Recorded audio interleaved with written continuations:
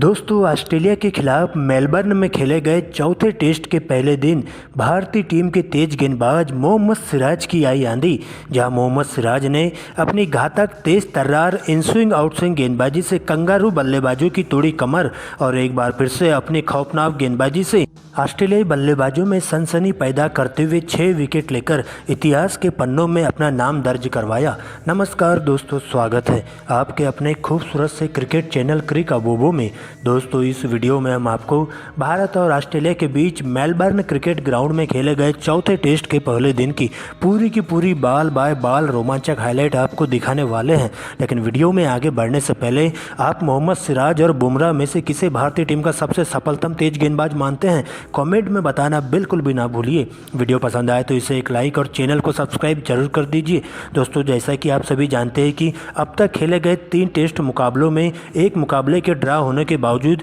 इस समय मौजूदा समय में सीरीज 1-1 की बराबरी पर चल रही है भारत और ऑस्ट्रेलिया के बीच। लेकिन आज चौथा टेस्ट मुकाबले का पहला दिन था, जहां पर ऑस्ट्रेलिया के कप्तान पैट कमिंस ने टॉस जीतकर पहले बल्लेबाजी करने का फैसला किया, जिसके बाद ऑस्ट्रेलिया के लिए पारी का आगाज करने के लिए उस्मान ख्वाजा और सैम कॉन्स्टेंस की एंट्री होती है, जहां पर कप्तान रोहित शर्मा पहले ओवर की गेंदबाजी भारतीय टीम के तेज गेंदबाज जसप्रीत बुमराह के कंधों पर सौंपते हैं। लेकिन दोस्तों, पहले ही ओवर में जसप्रीत बुमराह के द्वारा 1 विकेट लेकर ऑस्ट्रेलियाई बल्लेबाजों में दहशत पैदा कर दी जाती है, जहां पर नए बल्लेबाज सैम कॉन्स्टेंस खाता भी नहीं खोल पाते हैं और बुमराह की अंतिम गेंद पर पहले ओवर में क्लीन बोल्ड होते हुए पवेलियन की ओर लौट जाते हैं और ऑस्ट्रेलिया की टीम को पहला झटका देखने को मिलता है। जिसके बाद दूसरे ओवर की गेंदबाजी करने आते हैं तेज गेंदबाज मोहम्मद सिराज और ओवर की पहली गेंद पर टीम को दूसरा झटका उस्मान ख्वाजा के रूप में लगता है, जहां पर तेज गति से फेंकी गई इनस्विंग गेंद टप्पा पड़ने के बाद तेजी से अंदर की तरफ आती है, जहां पर उस्मान ख्वाजा बिना खाता खोले हुए LBW आउट हो जाते हैं।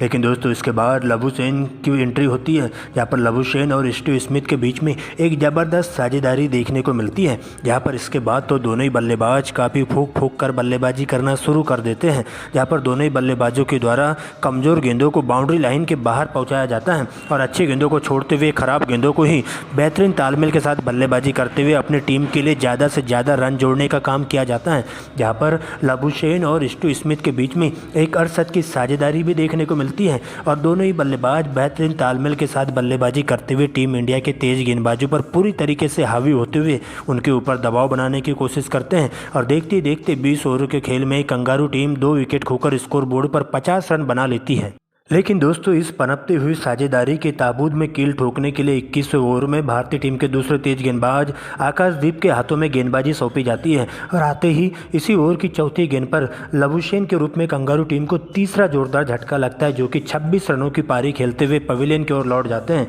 और अब लबुशेन के आउट होते ही स्टीव स्मिथ का साथ देने के लिए ट्रेविस हेड की एंट्री होती है। लेकिन दोस्तों, यहाँ से ट्रेविस हेड और स्टीव स्मिथ बेहतरीन तालमेल के साथ पारी को आगे की ओर बढ़ाते हैं, जहाँ पर दोनों ही बल्लेबाज मिलकर भारतीय टीम के तेज गेंदबाजों के साथ साथ स्पिन गेंदबाजों पर पूरी तरीके से दबाव बनाने की कोशिश करते हैं और अच्छी गेंदों को छोड़ते हुए खराब गेंदों को सीधा दर्शक दीर्घा के बाहर पहुंचाते हुए दोनों ही बल्लेबाज एक बेहतरीन पारी को आगे की ओर बढ़ाते हुए टीम के स्कोर को 100 रनों के पार पहुंचा देते हैं। यहाँ पर दोस्तों, लंच ब्रेक की समाप्ति पर कंगारू टीम का स्कोर बोर्ड पर 3 विकेट खोकर 105 रनों तक पहुँच जाता है। लेकिन दोस्तों, लंच ब्रेक के खत्म होते ही भारतीय टीम पर पूरी तरीके से आग बबूला दिखाई देते हैं ट्रेविस हेड और एक बार फिर से सबसे पहले जसप्रीत बुमराह के एक ही ओवर में बैक टू बैक 2 लगातार चौके उनके बल्ले से देखने को मिलते हैं, जबकि अगले ही ओवर में स्टीव स्मिथ मोहम्मद सिराज को टारगेट करते हैं और एक छक्का और एक चौका लगाते हुए मात्र 45 गेंदों में ही अपना अर्धशतक पूरा कर लेते हैं और पूरी तरीके से इस मुकाबले में ऑस्ट्रेलिया की टीम को एक ज़बरदस्त लय में आगे की ओर बढ़ाते हुए दिखाई देते हैं और भारतीय टीम के गेंदबाजों के परखच्चे उड़ाने का काम करते हैं। लेकिन दोस्तों, इसी बीच यह साझेदारी देखते ही देखते एक अरसद की साझेदारी का रूप ले लेती है और आगे भी दोनों ही बल्लेबाज इसी तालमेल के साथ अपनी पारी को आगे की ओर बढ़ाते हुए चलते हैं, जहाँ पर ट्रेविस हेड मात्र 35 गेंदों में ही अपनी हाफ सेंचुरी पूरी करते हुए भारतीय टीम के गेंदबाजों की लाइन लेंथ खराब करने की कोशिश करते हैं और देखते देखते टीम के स्कोर को 200 रनों तक पहुँचा देते हैं। लेकिन दोस्तों, इसके बाद जैसे ही ट्रेविस हेड और स्टीव स्मिथ का बल्ला जम के गरजता है और भारतीय टीम के गेंदबाज इस साझेदारी के सामने पूरी तरीके से घुटने टेकने पर मजबूर हो जाते हैं, क्योंकि जैसे जैसे ट्रेविस हेड अपने शतक की ओर बढ़ने लगते हैं और भी खतरनाक बल्लेबाजी करते हुए भारतीय टीम के तेज गेंदबाज आकाशदीप की पूरी तरीके से लाइन लेंथ खराब करने का काम करते हैं और आकाशदीप के एक ही ओवर में 3 लगातार गगनचुंबी छक्के लगाते हुए मात्र 65 गेंदों में ही तूफानी शतकी पारी खेलते हुए इतिहास के पन्नों में अपना नाम दर्ज करवा लेते हैं। और इस प्रकार से स्टीव स्मिथ और ट्रेविस हेड के बीच में 200 रनों की अटूट साझेदारी देखने को मिलती है।